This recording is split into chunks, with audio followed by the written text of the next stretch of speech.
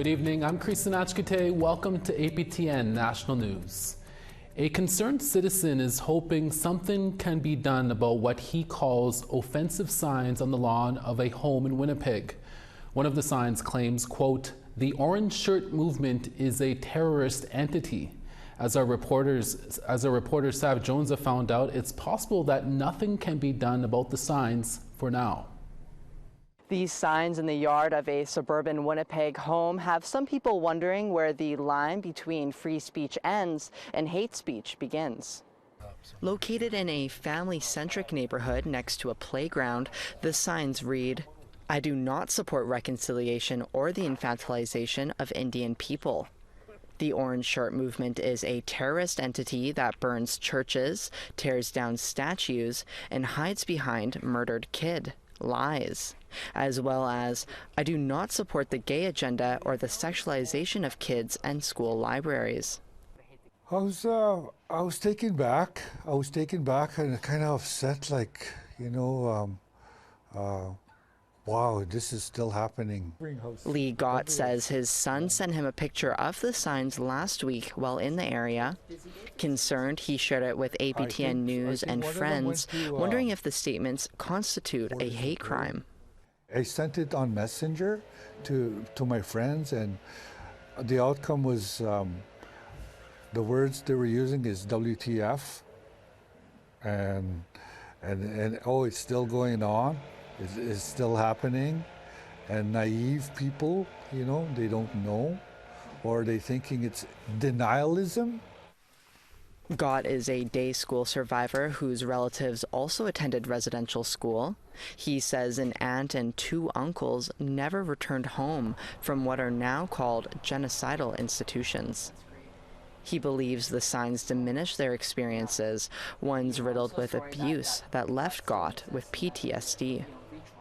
Like, I seen similar things happen, in similar stories in documentaries of the Jewish people, other people saying that it didn't happen, about the Holocaust. Same scenario, same feeling I got. Residential school denialism seems to be on the rise in recent years as efforts for reconciliation between Indigenous people and governments advance. But despite Canada's own apology in 2008 for their part in creating the residential school system, publicly denying the atrocity happened is not currently an offense in the criminal code like it is for the Nazi Holocaust that saw millions of Jews murdered. An NDP MP for Winnipeg is hoping to change that with a private member's bill. Well, currently, in the criminal code, Section 319 recognizes Holocaust denialism as a hate crime. What my bill proposes to do is to amend the criminal code to also include within that section residential school denialism. If passed, a person guilty of publicly promoting residential school denialism could be imprisoned for up to 2 years. This includes condoning, downplaying, justifying, or misrepresenting facts about the residential school system. Private conversations like table talk between friends are not included, but Gazan says it's up to the courts to determine where each case may fall. The reason that we need the bill, there's growing extremism in this country. There's growing hate movements in this country. And so it's also received that kind of response, which speaks to the need for the bill. Survivors, families, communities have a right to be protected from hate. In a statement to APTN News, Winnipeg Mayor Scott Gillingham said in part, "Residential schools were real and a dark part of Canada's history. Their devastating impact is still felt today. Denying or minimizing this truth only deepens the harm and slows the path to healing." The mayor's office says the signs don't violate city bylaws. APTN News reached out to the Winnipeg Police for comment, but did not hear back before airtime. We tried to ask the homeowners on 2 occasions why they posted the signs, but left twice without a response. As for Gott, he says he thinks the signs should be taken down or the family spoken to and perhaps even invited to a powwow or other event to learn more. He shares his message of every child matters proudly. I was ashamed of being an Indian at one time, but now today, you know, I got long hair, right? You know, I'm proud of who I am, being a Anishinaabe, you know? And I could stand up and speak. You know? Sav Jones, APTN National News, Winnipeg. A Montreal-based shelter for Indigenous women is hosting a tribunal in 2026. The goal is to demand accountability for the alleged crimes committed in Canada's residential school system.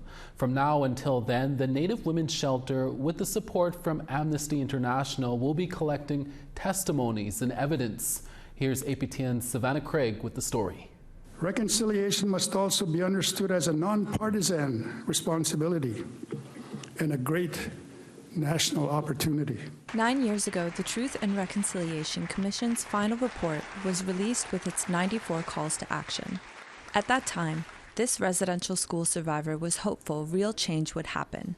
I'm really happy to see that Justin Trudeau is supporting, you know, rather than what happened in the past. You know, I think this is a very positive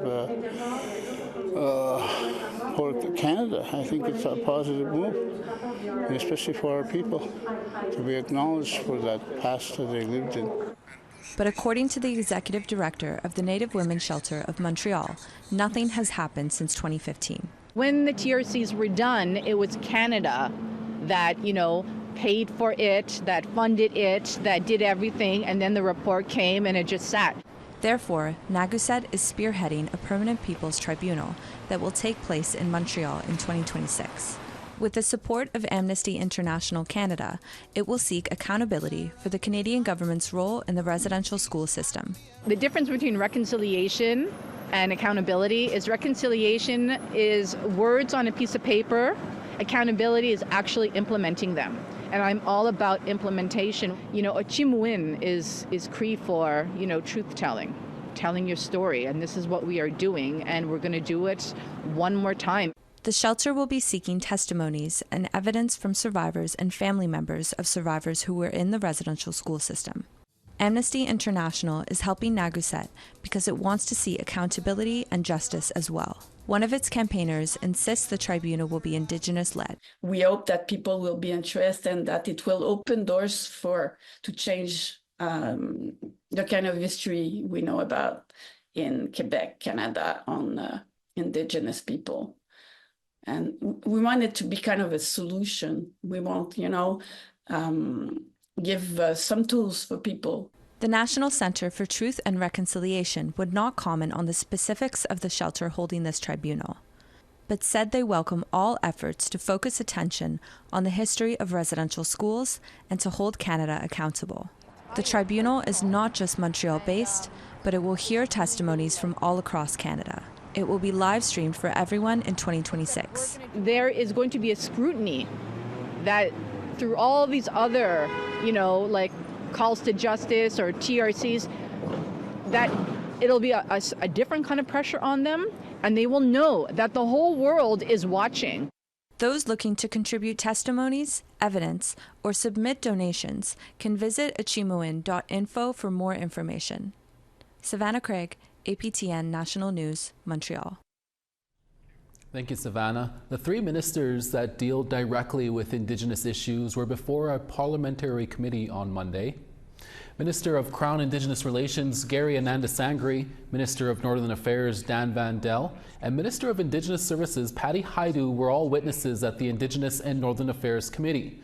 The three were there to speak on government progress on Indigenous priorities, but it wasn't long before the meeting descended into partisan politics, with Conservative MP Garnet Jenis questioning Haidu about how her department, the indigeneity of companies, awarded government contracts through the Indigenous business list. Have a listen. Minister, it's my time. Very, very simple question here. Were your officials correct when they told the Government Operations Committee that the decision to remove Dalian Enterprises from the Indigenous business list was based on reports in the Globe and Mail? Through you, Mr. Chair, the Indigenous business list is an important tool for the Government of Canada to meet its procurement targets, something that I will note under the previous Conservative government they didn't pay any attention to. Thank you, thank you, Minister. You haven't answered a single question that I've asked.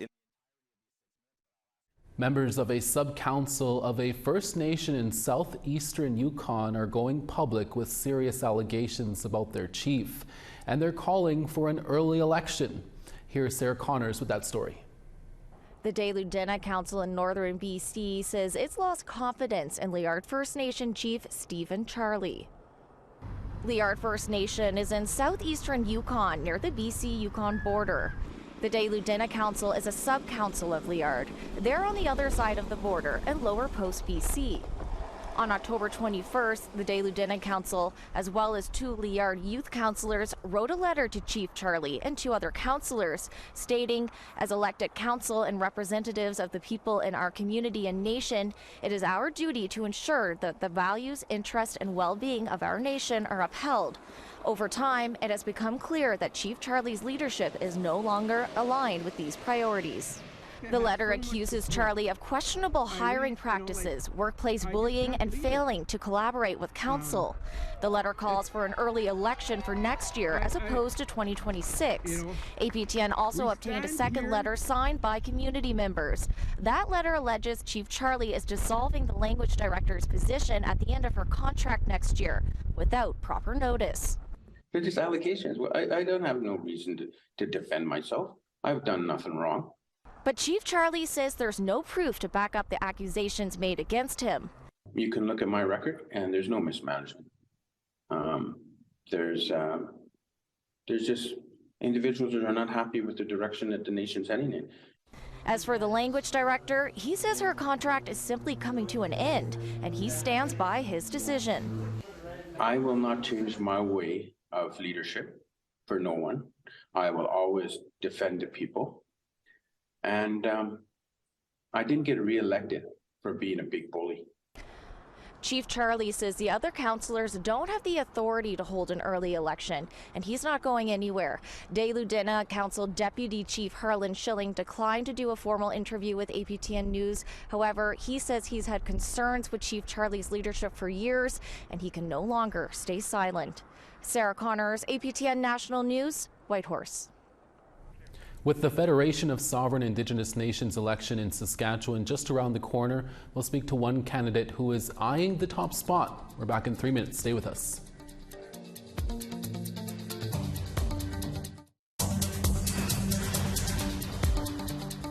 Welcome back. A BC Conservative candidate who made derogatory comments about Indigenous people on election night more than a week ago is now facing calls to be removed from the party. Here's what was said and the reaction and fallout from over the weekend. First reported by the Vancouver Sun, on the night of October 19th, Vancouver Island University student Aliona Latsanik was interviewing Conservative MLA candidate Marina Sapochnikov. When the student mentioned she was majoring in Indigenous studies, Sapochnikov replied by saying, "They teach you all this BS," adding, quote, "It's all a lie. They're rewriting Indigenous history. Like Indigenous people, they were hunters and gatherers. They make them some enlightened people. They didn't have writing. They didn't have an alphabet. They tell you that they have some foods made of wheat, whatever they call it. They didn't have wheat. They didn't grow anything. They were very simple people. They fought each other." When the student told her she had a very Western-centric point of view, she replied, "They didn't have any sophisticated laws. They were savages. They fought each other all the time." Sapochnikov went on to say, "Europeans brought science here. Now they teach you that some kind of Indigenous knowledge. What is Indigenous knowledge?" When the student challenged Sapochnikov's points, she replied, "Not 100% were savages. Maybe 90% were. And Indigenous people didn't have science or a wheel." Sapochnikov also denounced the BC NDP government's adoption of the UN Declaration on the Rights of Indigenous Peoples Act, claiming it has turned non-Indigenous people in the province into second-rate citizens. Grand Chief Stuart Phillip of the Union of British Columbia Indian Chiefs called her remarks sickening. He also called for Sapochnikov's removal from the Conservative Party. BC Conservative Party leader John Rustad condemned Sapochnikov's comments, saying they are inaccurate and inconsistent with the party's values. Rustad did not say if she would be removed from the party. Sapochnikov, who is a medical doctor, is behind her NDP opponent by 113 votes, following a recount on Saturday. So far, she has not made any public comment about her remarks. It's election time for the Federation of Sovereign Indigenous Nations in Saskatchewan. The organization represents 74 First Nations in the province. Voting takes place this Thursday, and there are two people running for chief: longtime incumbent Bobby Cameron and former third Vice Chief Ali Bear. For more on why they're running, we're joined by candidate Ali Bear. Ali Bear, thank you so much for chatting with us. Can you tell us why have you decided to run for chief of the FSIN? So over the past 3 years as the third vice chief, I've done a lot of consultation with all of our nations, with a lot of leadership, with our elders, with our senators, and there is just a need to restore the vision of the Federation of Sovereign Indigenous Nations. And there's also a need to revitalize our traditional governance systems that sustained our community since time immemorial prior to European contact. And right now we're coming to such a critical age when it comes to climate change, pandemics, the meth epidemic, and we have a lot of lateral violence and missing and murdered Indigenous peoples. It's time to take action, and we need to implement that change now and not tomorrow. Ali, what are some of the things you'd like to see done differently at the FSIN? Well, one of my main platforms for my running is transparency and accountability. I want to see transparent and accountable governance systems. And that means being able to share our financial audit, being able to share all of our information with all 75 core nations and with the rights holders. And transparent and accountable governance are known to have good governance systems. And that's something that's traditional to who we are when it comes to responsibility. Because at the end of the day, yes, we have rights, but we also have a responsibility to the land, to each other, and to all living things. You were the third vice chief at the FSIN for the last 3 years. Did you feel like you could accomplish more in the role of chief? Yes, I think that to be in the role of chief, you're able to, manage your team in a way where we can communicate better, we can meet more, and we can make sure that we work together. And I think that's the point of the FSIN, is to have a unified front, because our voices are stronger together. And when we're able to communicate more, we're able to understand one another, and there's no more divide and conquer. And I know that's going to take time, but I think that's an achievable goal. And it's something that's going to only help benefit each of our nations, is by working together. Ali, you already mentioned some of the wider issues there, but what do you see as some of the top issues for First Nations in Saskatchewan? Well, definitely it's the uprise of gang violence, of the meth crisis, the fentanyl crisis, overdose, mental health issues, suicide epidemic. And we see a lot of this in Saskatchewan. We have the highest rates of over-incarceration. We have the highest rates of domestic violence in the entire country. But we also still need access to safe drinking water. And I think that there's a lot of initiatives out there where we can make sure that we are addressing these issues and implementing that change when it comes to housing, when it comes to infrastructure. And there are outside organizations and partnerships that can be made with one another that addresses this, where we don't always have to rely or depend on the government. And finally, Ali, there has been an interim chief of the FSIN that was a woman, but a woman has never been elected to the position of chief. What does that say to you, and what would it mean if you were elected? I think that we do definitely see a shift in women leadership and women chiefs across this country, even our national chief. Even in the United States right now, there could potentially be the first president as a woman. And I think that shift is kind of going back to, as a lawyer and as a mother, it's very important that we govern ourselves through our heart and not just our minds. And I think that that's something that we have as women, is that connection to Mother Earth and the land, and being able to think things through and, give that advice where needed, as we once did, because we used to be matrilineal societies and our women did always give that advice before we acted. And I think that that's really important to acknowledge and recognize, and especially in the era of the ongoing missing and murdered epidemic that we see. Ali Bear, we'll have to leave it there. We thank you so much for your time. Thank you so much for having me. APTN News reached out to Bobby Cameron for an interview, but we have not heard back yet on his availability ahead of this Thursday's vote. Musqua Productions in Alberta is being recognized for its entrepreneurial spirit. We'll tell you why when we're back in less than 3 minutes.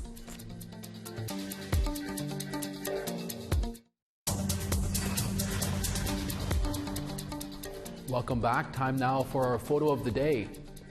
Yes, it's already that time of year for some of us. The snow has arrived in Churchill, Manitoba, and Kyle Dingwall submitted this photo of the plane known as Miss Piggy.